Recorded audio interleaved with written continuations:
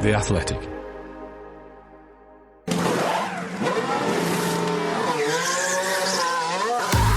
The Race F1 Tech Show, brought to you by Aramco. Red Bull was hit with testing restrictions for breaking the cost cap, so why do they appear not to be suffering? And should they be even further ahead of the rest? We answer that question and more on this week's episode of the Race F1 Tech Show.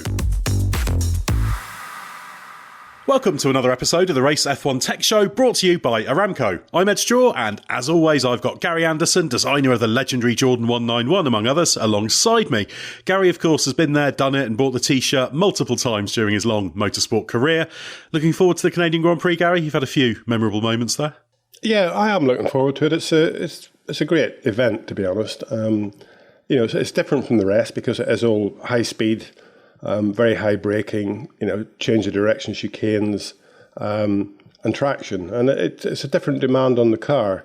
I think the interesting thing is that's where, during the braking phase, that's where the sort of control of the anti-dive, anti-lift stuff on the suspension geometry all plays into it. So it'll be interesting to see who's got on top of that sort of stuff, because it's so easy if you're supporting the car too much mechanically.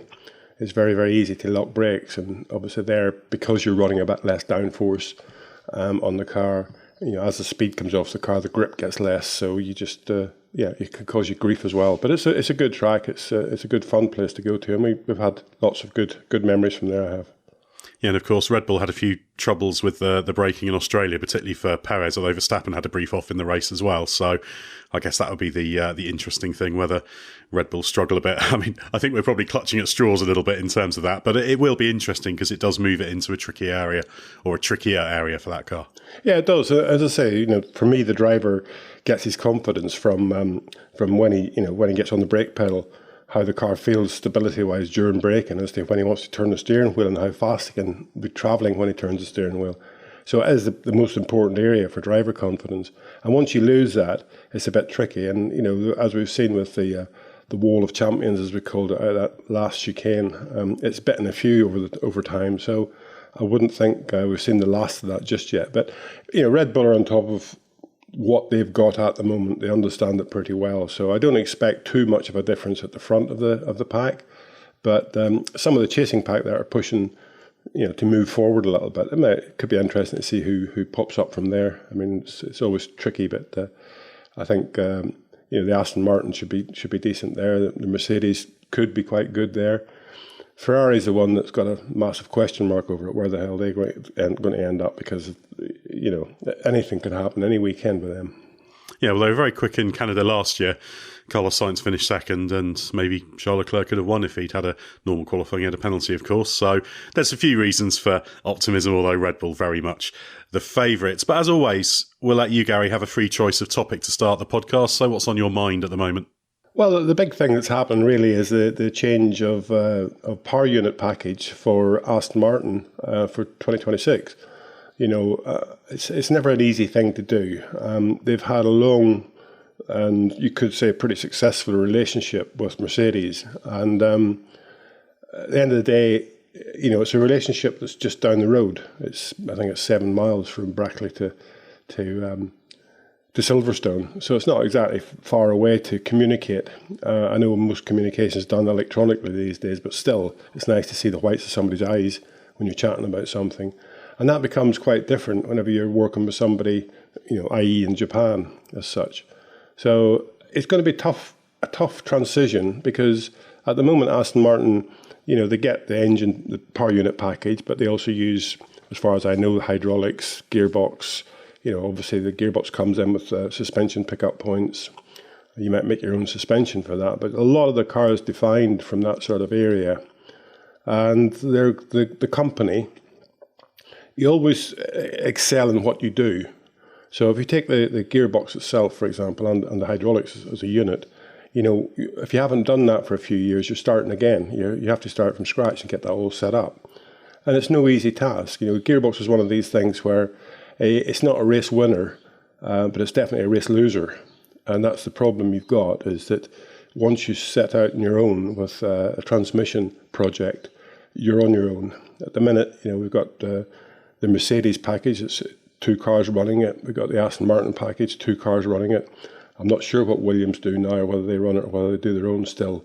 There was talk about it, but they use the Mercedes gearbox now. Yeah, so use that as well. So there's 6 cars that are using that package, and that's 6 sets of feedback you get on operating it and reliability on it. Whenever you see any bearings or anything happening, you got 6 times the input. So going out on your own with it is another task. And through the years, I've had many different engine manufacturers. Now the engine's just a thing with 4 bolt holes in the front of it as such, and 4 bolt holes at the back of it, and you just bolt it into the car. But it's not quite as simple as that, because it's the philosophy of the engine manufacturer. What they're trying to do. If you take the simple things, on the Peugeot, for example, that we had for 95, 6 and 7 at Jordan, they had the gear train driving the camshafts was up the back of the engine, which meant the rear main bearing was quite a long way away from the flywheel, because you had the width of a gear train up the back of the engine, whereas all the other engine manufacturers had it up the front. And that meant that the crankshaft itself, they couldn't run as light a crankshaft because it bent too much, and it meant the flywheel ran out of true, which meant the clutch exploded. So we went through like 2 years of trying to fix the clutch from exploding, because the inherent problem in the engine was the gear train going up the back of it. Now that's probably not a problem for Honda, but it is things like that sort of pop up that are different. And Honda's obviously been very successful now with Red Bull, but at the minute you would have to say that AlphaTauri aren't really being that successful with the Honda engine. And they've got an operation of X people. They've got a relationship with Red Bull. So, I would say from that point of view that Red Bull are doing a very, very good job, and Honda are tagged on the back of it, as opposed to it being the other way around. We saw for years with the Mercedes, we felt that the Mercedes power unit was a big percentage of the performance of the Mercedes car. That seems to have diluted a little bit now, but I'm pretty sure that Red Bull are leading the show as far as the Honda package is concerned. So it could be a bit of an eye-opener for Aston Martin whenever they get their initial tests with the Honda. I don't think of anything bad with it or anything wrong with it, but I don't think it's the thing that's making Red Bull win races at this point in time.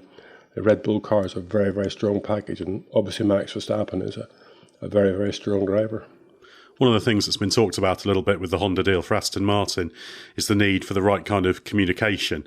How much variety is there between engine manufacturers in terms of how you deal with them, how you communicate, how you build a relationship, and does it work along almost national lines in terms of the culture, the way things are done? Obviously, you've worked not only with Honda, but also with Yamaha in your time as well. Well, they were very, very different, even taking the two of them, even with Yamaha and Honda. That was just a different world. Honda, the one thing I would say with my relationship with the Honda people is that once you get them to realise where they are very, very quick at responding to that situation. But they're very, very slow at realising where they really are with a certain set of circumstances or a certain situation. So you really have to initially force that point across to them of where you genuinely believe your power unit stands in relationship to the others. And they will fight that, because they will believe from day one that they are the best. But once you get them to realise that it's not quite like that, then nobody responds any better, I think, than Honda, of the people I've worked with. So it's two-sided. I think Mercedes, because they're running their own works team, understand the problem very well. But whenever you're out on your own with running an engine that nobody else is going to use, or theoretically at this point in time nobody else is using, and it doesn't have a works team even, then it's very difficult to get that message across that what you're supplying us isn't actually up to the job, and you need to work on it a bit.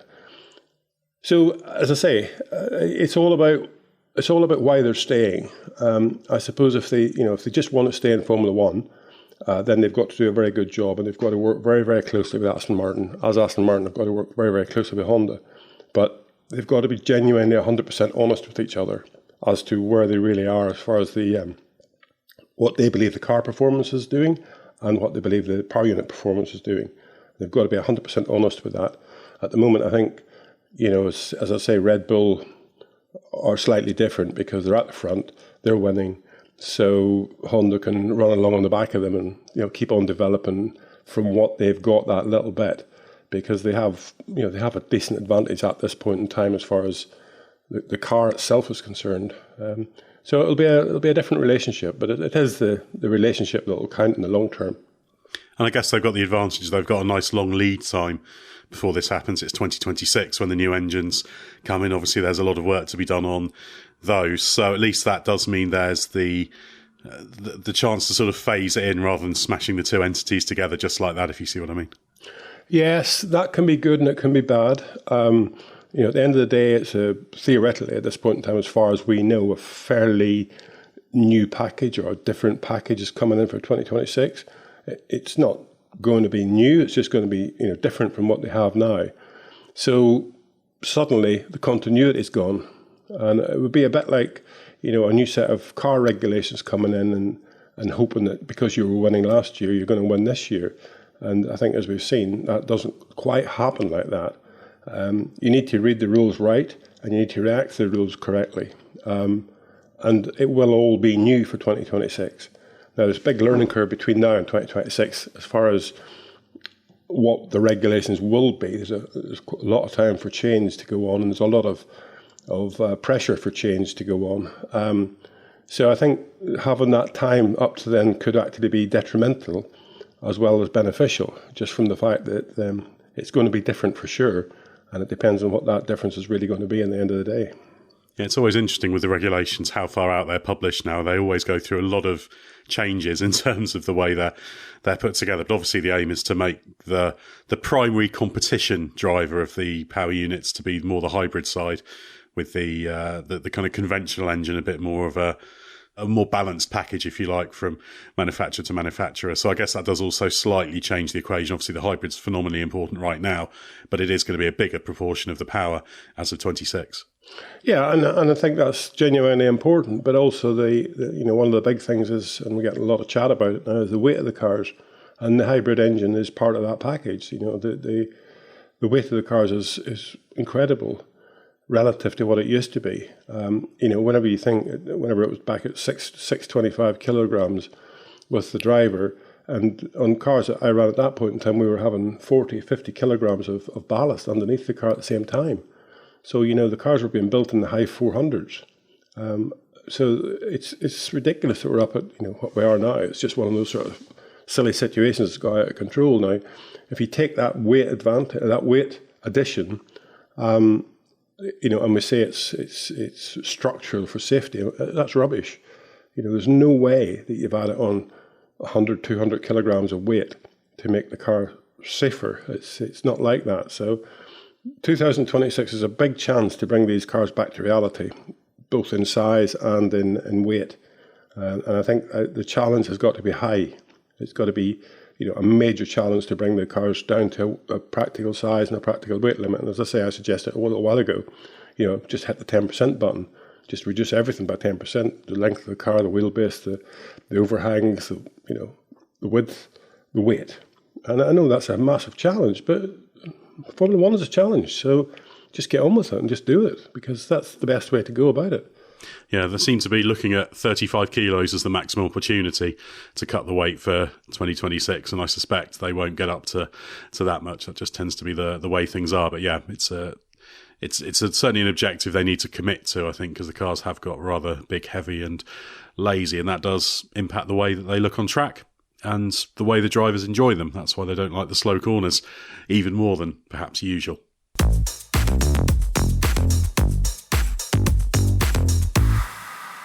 We usually leave the listener questions to the final part of the podcast, but we're actually going to make a topic inspired by our listener our main talking point in this episode. It's a question from Jean-Gayen Proponet, who I've hopefully pronounced adequately, who says, my question is regarding the ATR restriction that Red Bull has. We always talk about the limit in developments they will be able to do on the aerodynamic side, but there's been very little to no talk about what other areas they will be able to improve the car. There's quite a lot of emphasis put on the suspension lately, so I was wondering what other areas of the car they would be able to shift development to when and if they reach their aerodynamic limits with the ATR. After all, they still have a budget to spend.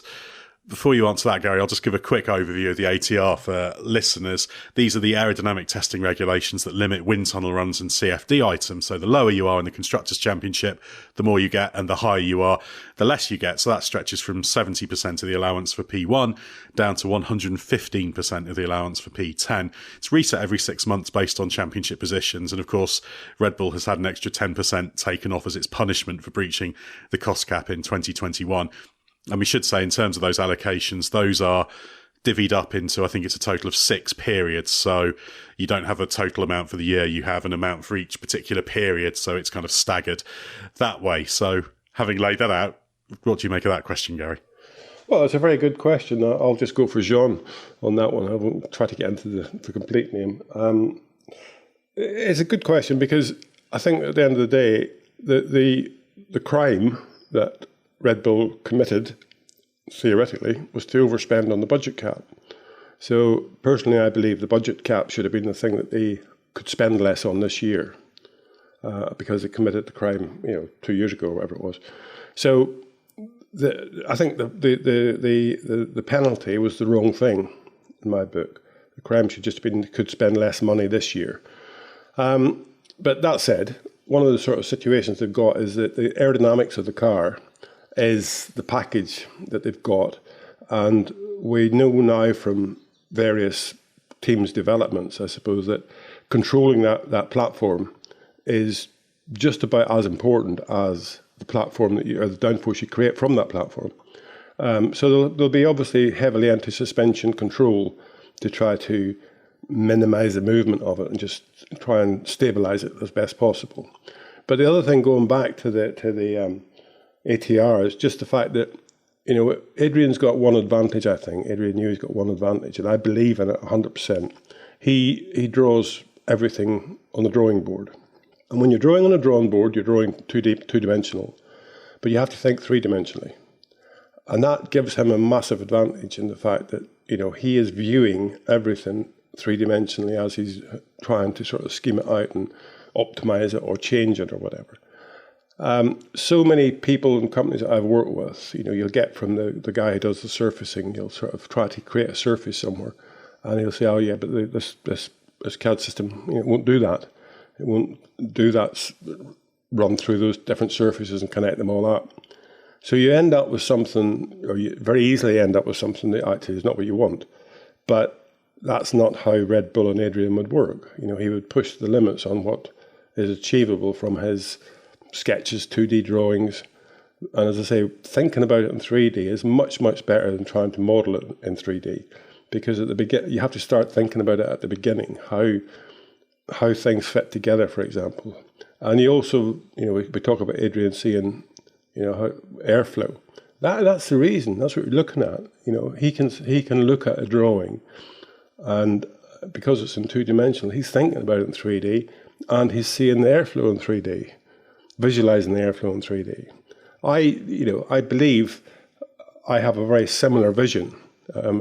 Obviously nowhere near the level of Adrian Newey's, and I'm not trying to say that I have, but I can understand it from my ability because I am from old school. I am still a 2D drawing. Stuff I do now, I still do on a CAD system, but I do it in 2D. I don't do it on a drawing board. So it's still something that you think about quite deeply. So I think the development as far as aerodynamics is concerned, as far as mechanical bits and pieces are concerned, to control that aerodynamic platform, the restriction on Red Bull will really have an insignificant effect. Financially, if it was about spending money, it would have had a significant effect. But that's not the way it was done. If they couldn't spend as much money as some of the other teams this year, then it would have been a bit of a different story. And I think that the punishment should suit the crime. If the crime was that you spent too much money, the punishment should be that you can't spend that money. And you just can't spend it twice. So I think that what we're seeing is the benefit of a very, very good team doing a very, very good job with the same budget as everybody else. That's the thing, isn't it? There's plenty of other tools you can use. The wind tunnel in particular and CFD may be particularly valuable. Obviously, there's quite a lot of other things they can do. So we talk about suspension. So I guess that means that when you're managing your budget and your spending, that means you can, because you're not using the wind tunnel for a certain period, you can use your dynamic shaker rigs more often, that kind of thing, run more things, so you can directly replace one activity you can't do with another. Yes, it's true. Yeah, you can. There's a huge amount of bits that make up the performance of a racing car. It's not just one thing. Aerodynamics obviously overpower quite a lot of it, but that aerodynamics, you've still got to control it, and that's the important thing. And they can obviously exploit those areas to the maximum. But as I say, I'm not sure that the way they operate, I'm not sure that the ATR will really hurt them too much, because again, their thought pattern is slightly different from everybody else. Now, you can go to a wind tunnel and you can have, you can test 20 different front wing end plates or something of that nature. Or you can go to a wind tunnel and you can have a good stab at testing 2 or 3 and take the direction from those 2 or 3. So you can reduce your runs quite dramatically if you just think a bit deeper before you start. But a lot of teams will just set up their test parameters with X runs that suit their wind tunnel time or CFD runs, and try to get the best out of as much as possible from the amount of runs they can run. And Red Bull will do just the exact same thing, but they'll just plan it around a lot less running. And as I say, because of the vision that Adrian has with his drawing it on the drawing board in 2D and having to visualize it in 3D, I think they can see it a lot further in the very initial stage, which is really, really quite important. And of course, Red Bull are able just to proceed down their development path that really they've been on since the start of last season, whereas others are changing direction. So I guess that's a big factor as well, in that Red Bull could be in a more difficult situation if they were in a really tight championship battle. Then they'd be trying to trade off how they use their wind tunnel time, and that probably would have more of an impact, whereas Mercedes and Ferrari aren't putting pressure on them. So actually, that probably negates some of the impact of the penalty, doesn't it? Because they can just fairly serenely glide on, managing things the way they want to, without having to make the more tough decisions, because they may have to, for example, take a shorter term view if they were in a 2023 championship battle, which realistically they're not. So I guess this is an area where Mercedes and Ferrari have massively helped them out by being too far behind. There's still another 4.5 months of this extra limitation for Red Bull, but they're going to come out of it still ahead. And even if it has slowed their development progress a little bit, they've got so much in hand that it just doesn't matter. Yeah, I think that's true. I think what you got to look at is the fact that I think Mercedes started, and Ferrari to an extent, but Ferrari not quite so much, but Mercedes started the new regulations in 2022 in shock. And it took them 6 months to sort of release that shock and actually think, okay, we're actually getting beaten here. We haven't done a good enough job. Ferrari started 2022 quite well, and they've just got worse as it went on. So they've gone the opposite direction. And the thing is that with Red Bull and their aerodynamic testing, they are in a position where they can sort of dot the I's and cross the T's on their underfloor, their car concept. And as we saw from the pictures from Monaco, the sophistication on their underfloor is second to none.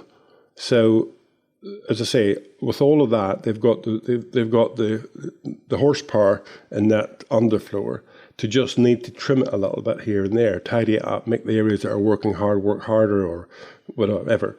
So they've been able to create that underfloor, and now it's just, as I say, dot the I's and cross the T's, make it work a little bit better by changing the vortices down the side of it or whatever. Whereas I think Mercedes, Ferrari, and a lot of the others, they're still fighting the battle to find out how to go about that. They don't know how to go about that. So they need a lot more wind tunnel time and CFD time to actually try to find a solution that would allow them to realise why the Red Bull is better. They're not just trying to go a little bit better. They're actually trying to realise what the Red Bull's got that lets them be better. So their scope of testing for Mercedes, Ferrari, and a lot of the others is massive besides the scope of testing that Red Bull need to do. And that is just testing time, wind tunnel testing time, CFD testing time. And as you say, Red Bull don't have to go into those big steps. They just have to trim the small stuff. And trimming the small stuff can be as big a step as a massive change. So there's still plenty of season to go, and we'll see who can catch up and who can't catch up.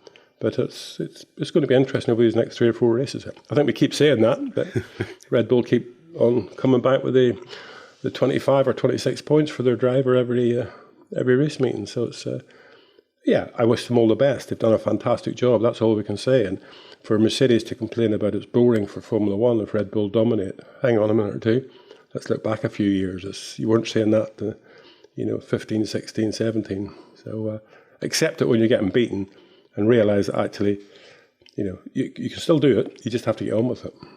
Yeah, and Red Bull are the ones who are doing the job well, better than well, you'd probably say, but that's down to Mercedes and Ferrari for not delivering the level they should do. And I guess we should note that these ATR regulations, they are not designed to be a kind of brute force weapon, aren't they? They're not designed to say if you win one year, you're not going to win the next year. They're meant to be kind of a subtle adjustment to allow more struggling teams to gradually catch up over time, and it's all connected to the cost cap mechanism and the more equitable distribution of the revenue that's shared by the teams. So we shouldn't expect an additional 10% reduction. I should say every time I give a percentage figure, it's not a literal 10% reduction. It's 10% of the ATR. It's a kind of it's not a percentage measurement really. It's an outright number reduction. So they've got 15% less than anyone, than the next best, than Ferrari currently, but it's not literally 15% anyway. Enough maths. But that's probably a good thing, isn't it? That it's a relatively gentle mechanism that is there just to chug away year after year and just make little adjustments in terms of performance potential or hopefully close the field up. Well, I use a reference to something quite a lot. It's a bit like a dimmer switch, as opposed to an on-off switch. And again, that ATR is a bit like a dimmer switch. The better you're doing, then the dimmer will get turned down a little bit. And if you're not doing so well, the dimmer will get turned up a little bit. If it was an on-off switch, as you say, it would just be a bit daft. It is a little bit like a weight penalty as such that we see in a lot of touring car racing. The more you win, the more weight you add on. But it's slightly different that it's hurting back in the early stages of the design of the car as opposed to at the racetrack just. So I think it's right in the fact that there is a bit of a dimmer switch there to stop the leading teams running away. But as I say, early in this question is that the overspend that Red Bull did was financial, and that finance, that money you spent at that point in time, it'll take years to not recover from that, but for that to sort of dilute itself, because you can keep spending this year the same as everybody else. So you've just got that cushion back then of spending that extra, whatever it was, 6 million or something, 7 million at a point in time whenever you were trying to learn about how the car all worked. You spent it early in the regulation, in the time of these regulations, you spent it early in that. So you've ended up starting this regulation set in a better position. So it's one of those sort of silly situations that hopefully Formula One learned about it. I haven't heard much about the cost cap control this year's one yet. I don't know when that's going to be coming out for. The 22 accounting, that will be being audited probably as we speak. Yeah, so whenever we hear about that, it'll be quite interesting to see who's tripped up where and how many cheese sandwiches a certain team has had to make. But it's one of those situations, as I say, once you spent the money and you spent it on a learning curve of getting yourself to a point where you know more, then you don't forget it. You keep it with you. So, Red Bull spent it at the right time. Maybe Ferrari and Mercedes and whatever will have to overspend a bit now to recover from the situation, but that'll be genuine recovery spend. So it'd be interesting to see what happens. Yeah, there's compound gains, and it's worth noting that because there were some accounting errors that actually put Red Bull's spending number up. So actually, the FI suggested that the real overspend was only actually about just over 400,000. Now that's still worth a chunk, obviously, but I think if there are future infringements by any teams, they'll be slightly more harshly treated. There was a little bit of leeway there in terms of some of the imprecise elements of the way the regulations were enforced, but they need to make sure that in future, now they've had this chance for everyone to go through it properly and iron out all the wrinkles and that kind of thing, I think there will be probably more extreme penalties. But I'd be very, very surprised if Red Bull make that error again, having maybe pushed their luck the first year. But it has to have teeth, as Ross Brawn once said, in order to avoid people just taking the hit and accepting a penalty for a shorter term gain. Well, that's the thing, and the problem is that what happened to Red Bull has set a precedent.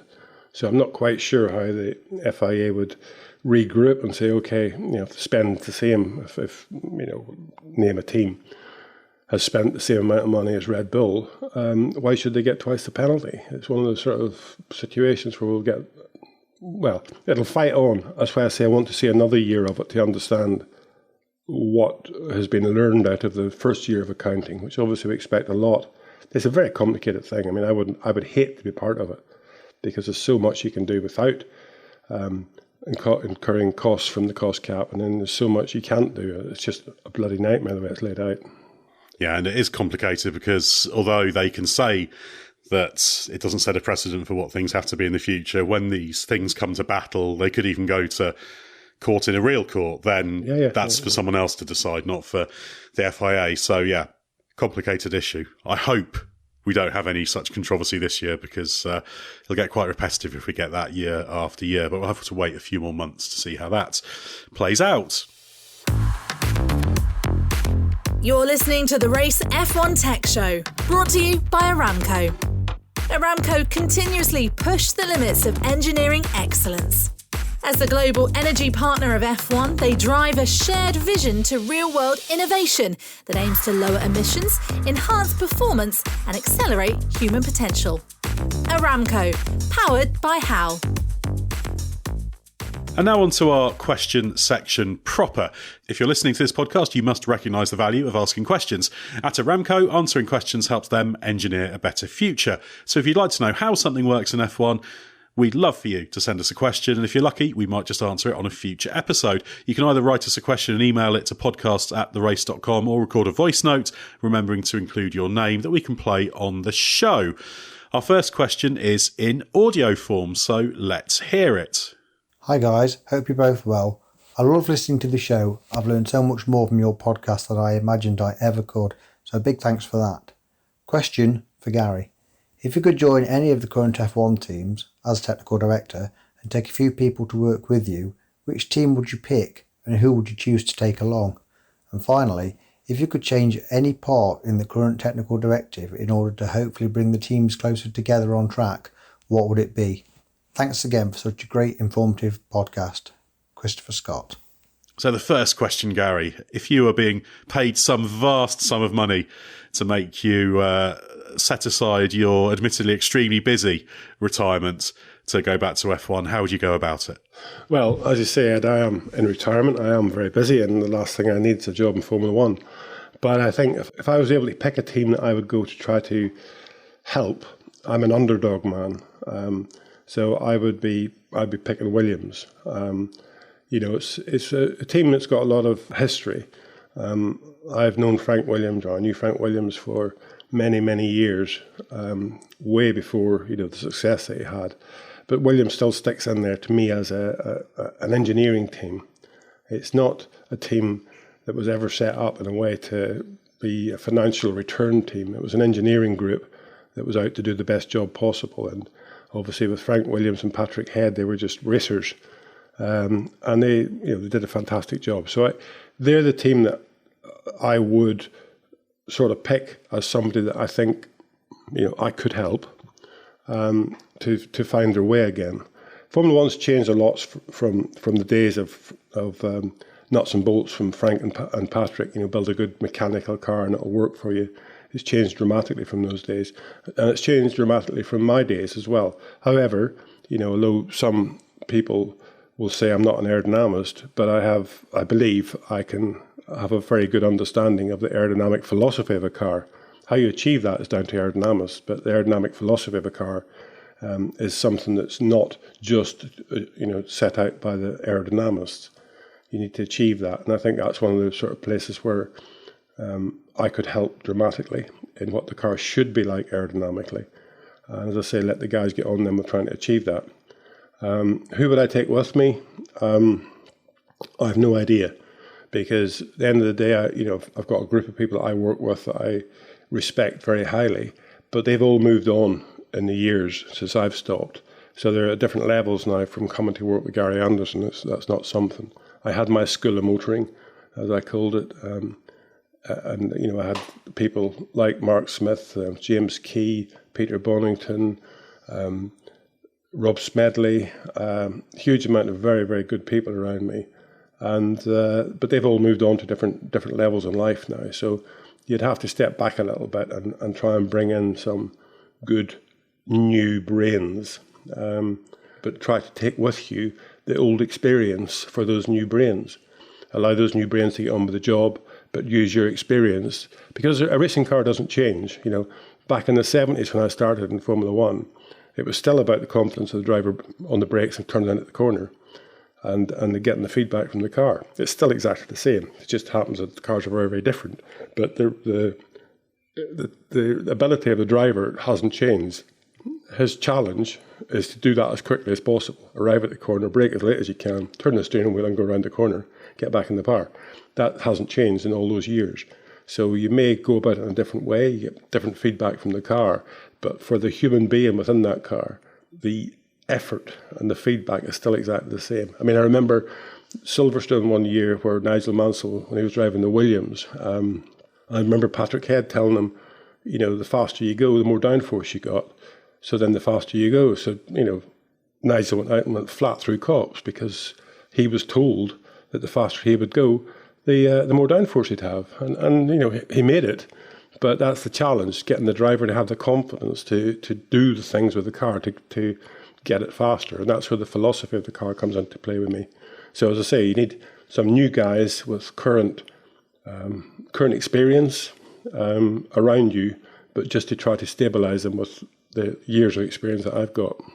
Well, there is still a vacancy at Williams, Gary, so you've made a good little pitch there, although, as you said at the start, I don't think it's worth anybody headhunting you for that one. No, that was by far from making a pitch. That was just saying it how I see it. And, I'm a racer at heart. I like to get dirt under my fingernails. I like to be involved. I like to be part of, because that's the way, I get a gut understanding of where we are. I like to listen to what the drivers are saying about the car, and, the percentage level of problems you pick up from the drivers.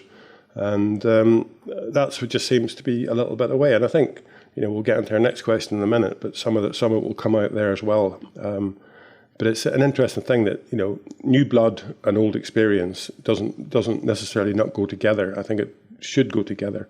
And I think Red Bull, Adrian Newey and his group of people that he has working for him show that the two can match up.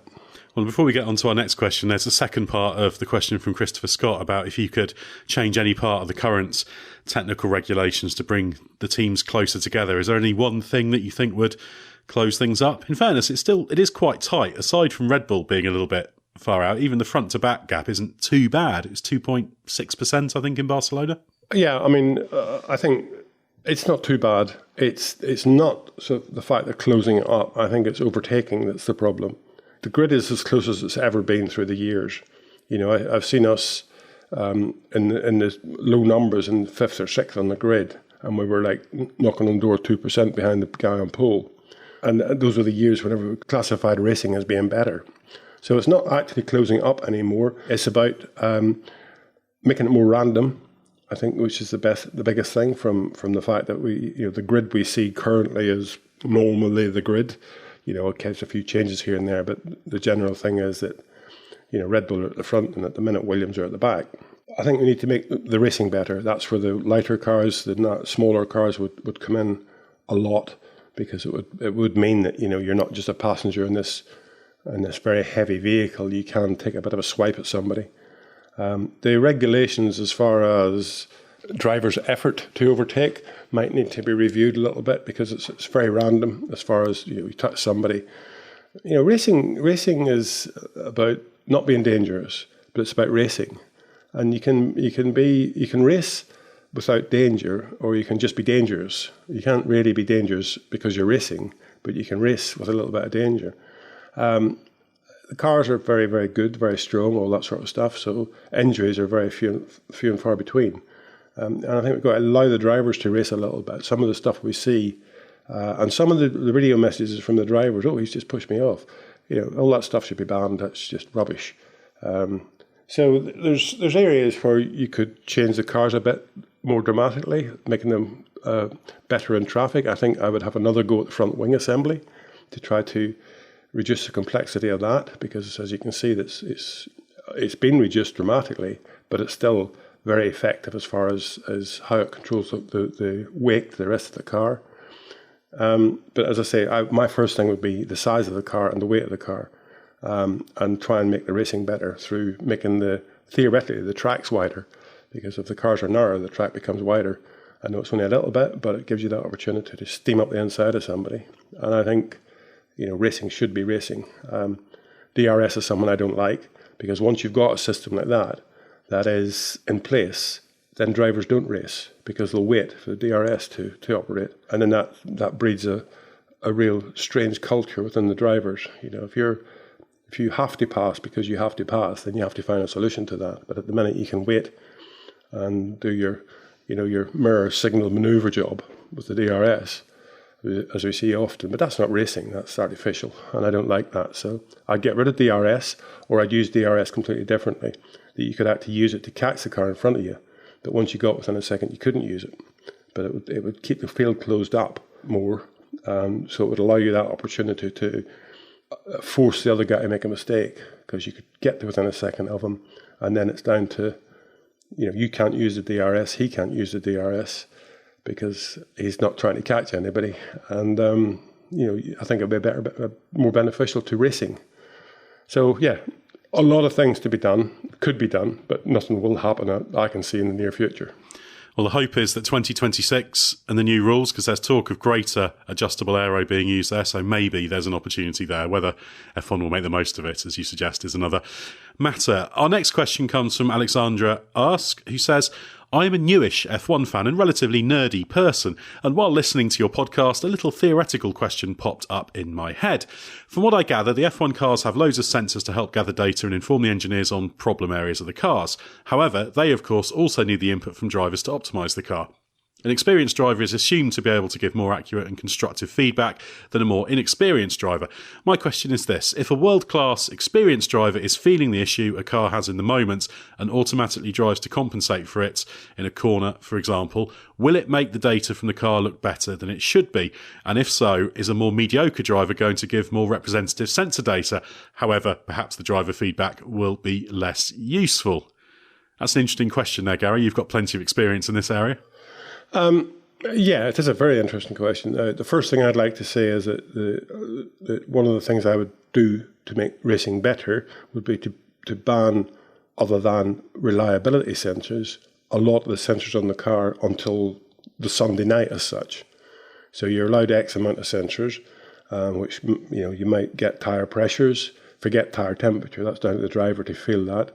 Tyre pressures, oil pressure, water temperature, etc. All the reliability sensors, or a batch of reliability sensors, let's say, would be the maximum you could have. Sunday night, the car would record all the data, and Sunday night you could have it, and you could go back to the workshop and you could think about where you went wrong. The days of sending all the data back to the factory and getting Mick Schumacher, as he did it from Barcelona, be in the car all night in a simulator trying to find better solutions on the setup, and my boot would be gone, because that's ridiculous. We want to see the action on the track. We want to see the mistakes being made on the track. And that means reducing a lot of that data that you're gathering and allowing the driver and the engineer to work hand in hand with each other to find the best solution to the given problems. It's wrong to say that an experienced driver might compensate for the car and the sensors would give you the wrong impression, because the sensors are only giving you a reading as to what the car is doing at any point in time. And really, the sensors are relative to lap time in its own little way. If you're quick and the sensors are giving you X, Y, Z, telling you the front right height's at this point during the corner, the rear right height's at this point during the corner, and that's where you want it to be, fine. But what you'll have is aerodynamic data that says if the front right height is 0.5 millimeter lower and the rear right height is 2 millimeters higher in that corner, you'll have 3% or 4% more downforce. So that's what your sensors tell you as to whether you're in your best working window. As I say, the best sensor of the whole lot is the stopwatch. It tells you whether you're going quick or whether you're going slow. So those all go hand in hand. But my thing would be get rid of as many sensors as are classified as performance sensors and only have reliability sensors until Sunday night. And on Sunday night, when the race is finished, checkered flags come down, you get this big bucket load of data, and you can go and do what you want with it after that. But up to that point in time, it's down to the human element, which is what the driver is, it's what the engineer is, it's what your team is. But that's it, And then, would an experienced driver do better than an inexperienced driver? I've worked with both very closely, and I would say the inexperienced driver is the guy who hangs it all out when he needs to. The experienced driver sometimes wants something that won't come out of that car. You can't get out of that car. So I think it does bring it closer together, inexperience and experience, in the fact that one is hungry for success and the other one is looking for something that's that makes the car better. Might not find it, so you'll get a better mix, I believe. So yeah, you want to make racing better? There's another solution to it.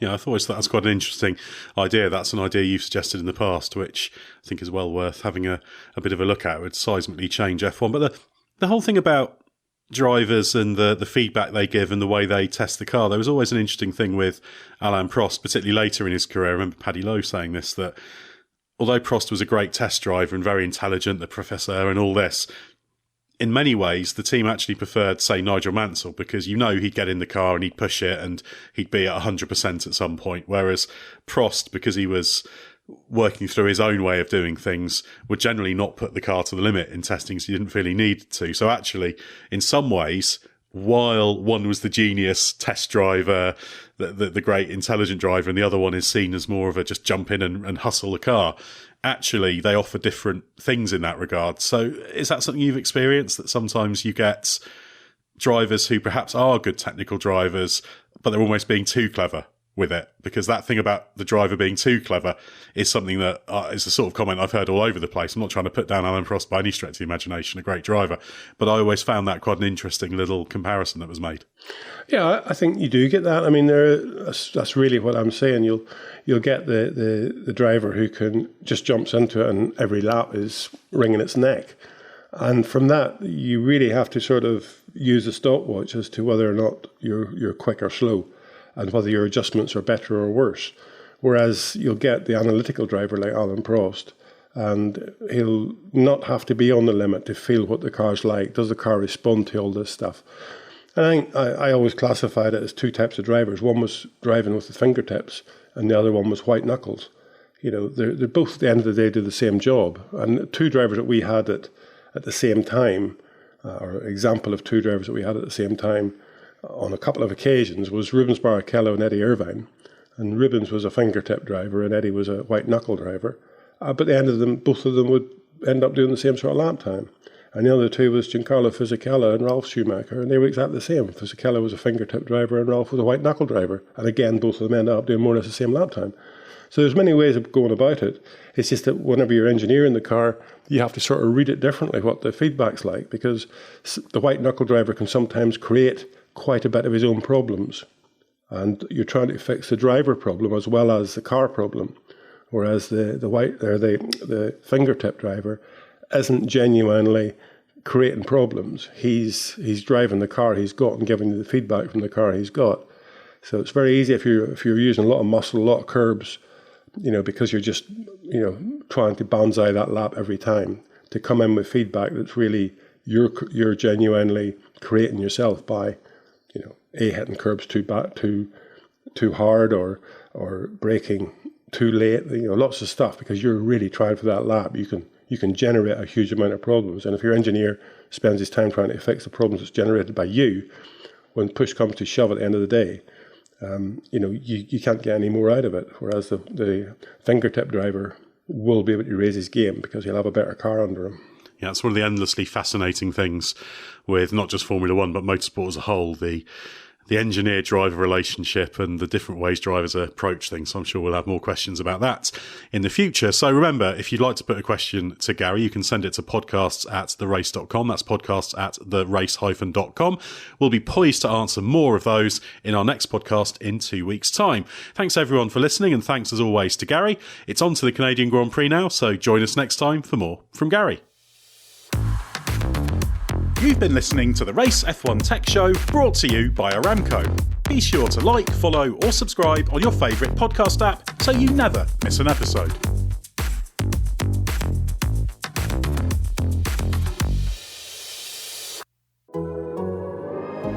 The Athletic.